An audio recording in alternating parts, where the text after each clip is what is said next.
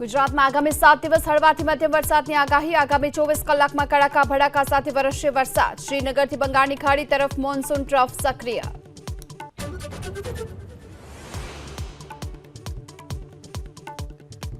બનાસકાંઠામાં 10 દિવસથી ખેડૂતોને નસીબ નથી થયું ખાતર. ટૂંક સમયમાં ખેડૂતોને ખાતર મળી રહેવાની રાઘવજી પટેલે આપી છે હૈયાધારણા.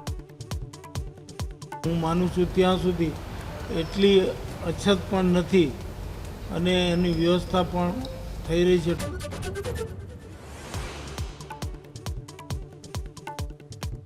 15 વર્ષથી સંયુક્ત કુટુંબમાં રહેતી 210 પુત્રવધુઓનું ગુજરાત કડવા પાટીદાર 84 સમાજ કરશે સન્માન. ગામડાઓમાંથી ભરાયા 200 ફોર્મ. અમદાવાદમાંથી માત્ર 10 ફોર્મ.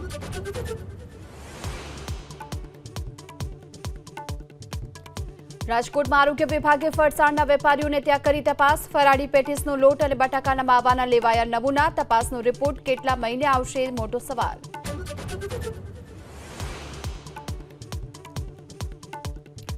જૂનાગઢના માંગરોળના દિવાસા ગામે ગેરકાયદે પથ્થરની ખાણ પર આસિસ્ટન્ટ કલેક્ટર અને પ્રાંત અધિકારીએ પાડ્યા દરોડા. ખરીદ ચોરી માટે વપરાતો મુદ્દામાલ કર્યો કબજે.